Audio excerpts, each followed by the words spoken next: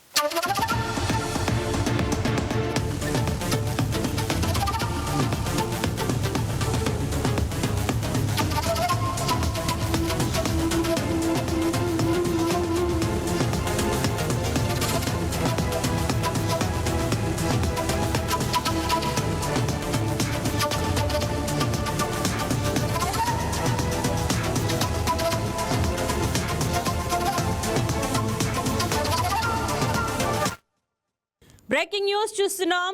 తిరుమల తిరుపతి దేవస్థానం ధర్మకర్తల మండలి సమావేశం నేడు జరగనుంది. టీటీడీ చైర్మన్ బిఆర్ నాయుడు ఈ భేటీకి అధ్యక్షత వహించనున్నారు. తిరుమలలోని అన్నమయ్య భవనంలో ఈ కీలక సమావేశం జరగనుంది.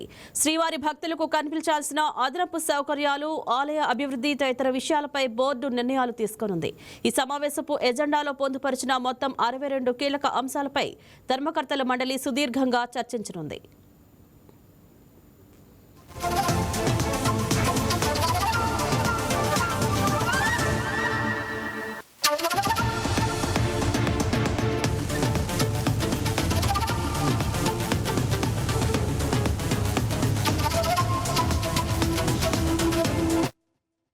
తిరుమలలో భక్తుల రద్దీ నానాటికి పెరుగుతోంది. అందుకు తగ్గట్లుగా మౌలిక వసతులు పెంచాల్సిన అవసరం ఉంది.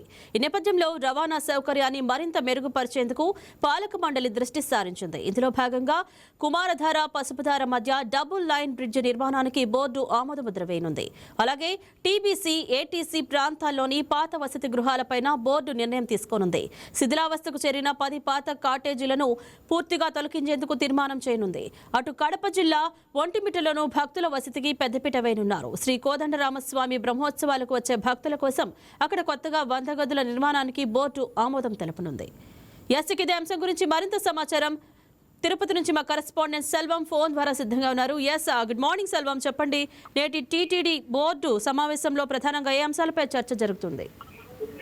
Good morning Indraja. ఏదైతే కూడా నేడు తిరుమల టీటీడీ ధర్మకర్తలి మండలి సమావేశం ఉంది. చైర్మన్ బిఆర్ నాయుడు అధ్యక్షతన అన్నమయ్య భవన్లో ఈ రోజు 11 గంటలకు కూడా ఈ సమావేశం అయితే కూడా ప్రారంభం కానుంది. ముఖ్యంగా చూసుకుంటే 62 ఎజెండాలతో కూడా ప్రధానంగా కూడా ఈ పాలక మండలి సమావేశం కూడా జరగనున్నట్టు మనకి ప్రధానంగా తెలుస్తుంది. అందులో ప్రధానంగా చూసుకుంటే ఏదైతే కూడా ఒంటిమిట్టలో 100 గదుల నిర్మాణానికి సంబంధించి టెండర్లకి ఆహ్వానించే విధంగా కూడా చర్యలు తీసుకోనున్నారు. ఏదైతే కూడా క్వాలిటీ కాస్ట్ బేస్ కింద కాంట్రాక్ట్ కార్మికులకు జీతాలు చెల్లింపు విధానంపై కూడా చర్చ జరగనున్నట్లు మనకు ప్రధానంగా తెలుస్తుంది. ఏదైతే కూడా తిరుమలలో ఉన్నటువంటి కుమారధార, పసుపుధార మధ్య డబుల్ లైన్ బ్రిడ్జ్ ను కూడా నిర్మాణించేందుకు కూడా దీంట్లో ఆమోదం తెలిపేటట్టు ఉంది. ముఖ్యంగా తిరుపతి తాతయ్య గుంట గంగమ్మ ఆలయ అభివృద్ధికి కూడా నిధులు జారీ చేసే అవకాశం కూడా మనకు కనిపిస్తుంది. ముఖ్యంగా భక్తుల భద్రతా దృష్టిలో భాగంగా కూడా విజిలెన్స్ విభాగంలో కూడా అదనపు సిబ్బందిని కూడా నియమించేందుకు కూడా టీటీడీ ఈ పాలక మండలిలో కూడా సమావేశం చేయనున్నట్టు తెలుస్తుంది. ముఖ్యంగా ఎస్వి మ్యూజియం కూడా సుమారు దీనికి ప్రవేశం టికెట్లు కూడా ఏదైతే కూడా దీన్ని త్వరలోనే అందుబాటులోకి తీసుకురాబోతారు. ఈ తీసుకొచ్చేటువంటి ప్రవేశం నేపథ్యంలో కూడా వాటికి 50 రూపాయలు టికెట్ విధానాన్ని కూడా అమలు చేసే విధంగా కూడా ఈ పాలక మండలిలో కూడా సమావేశం కానున్నారు. ముఖ్యంగా టీబీసీ, ఏటీసీలో ఉన్న శిథిలావస్థలో ఉన్నటువంటి 10 కాటేజీలను కూడా తొలగించి వాటి స్థాయిలో మళ్లీ నిర్మాణం చేపట్టే దిశగా కూడా ఇటు అడుగులు వేయనున్నట్టు మనకు ప్రధానంగా తెలుస్తుంది. మరోపక్క ఏదైతే వేద పారాయణదారుల నియామకంలో కూడా ఆ తెలుగు వారికి ప్రాధాన్యత కల్పించేలా కూడా దీంట్లో చర్చించే అవకాశం ఉంది. అదేవిధంగా ఎస్బీపీపీలో కళాకారులకు రెమ్యునరేషన్ పెంపుపై కూడా నిర్ణయం తీసుకోనున్నట్టు మనకు ప్రధానంగా తెలుస్తుంది. దీంతో పాటు సెప్టెంబర్ నెలలో జరిగేటువంటి బ్రహ్మోత్సవాల పైన కూడా దీంట్లో కూడా కులంకషంగా చర్చించి ఆ సమయం అంటే ఈ ఏడాది 2 బ్రహ్మోత్సవాలు, అధిక మాస బ్రహ్మోత్సవాలు జరగనున్న నేపథ్యంలో కూడా దీనిపైన కూడా ప్రత్యేక దృష్టి సారించి ఈ బ్రహ్మోత్సవాలను కూడా గత బ్రహ్మోత్సవాల లాగా అంటే కూటమి ప్రభుత్వం అధికారంలోకి వచ్చిన తర్వాత ఏ విధంగా అయితే అంగరంగ వైభవంగా నిర్వహించారు. అదే తరహాలో కూడా ఇంకా మరింత మెరుగ్గా కూడా ఈ బ్రహ్మోత్సవాలు నిర్వహించేందుకు కూడా చర్యలు తీసుకునే విధంగా ఈ పాలక మండలిలో ఆమోదం తెలపనున్నట్టు కూడా మనకి ప్రధానంగా తెలుస్తుంది ఇంద్రజ. రైట్ సెల్వం, సమావేశం ఎంతసేపు కొనసాగే అవకాశం ఉంది? బోర్డు నిర్ణయాలను అధికారికంగా ఎప్పుడు వెల్లడించనున్నారు?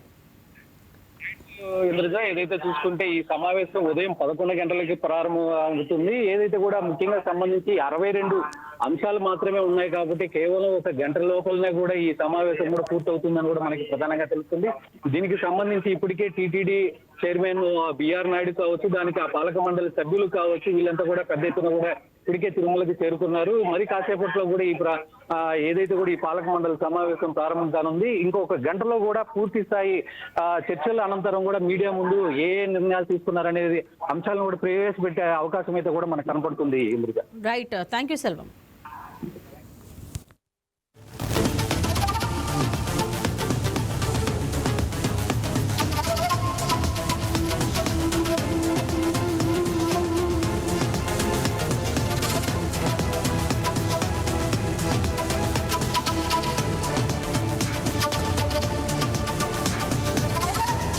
బంగారం బ్యాంకులో ఉంటే అది మీ అప్పు, అదే శివ గోల్డ్ కంపెనీకి తీసుకొస్తే అది మీ పెట్టుబడి. తాకట్లో ఉన్న మీ బంగారాన్ని మేము విడిపించి ఈ రోజు మార్కెట్ ధర కొని స్పాట్లో మీ నగదు మీకు అందిస్తాం. ప్రతి నెల వడ్డీలు కట్టడం లాభమా లేదా ఇలా చేయడం లాభమా మీరే ఆలోచించుకోండి. శివ గోల్డ్ కంపెనీ, అప్పులేని ఆనందకరమైన రేపటికి సరికొత్త మార్గం. జస్ట్ ఒక కాల్ చేయండి. తాకట్లో ఉన్న మీ బంగారాన్ని విడిపించి ఈ రోజు మార్కెట్ రేట్కే కొనబడును.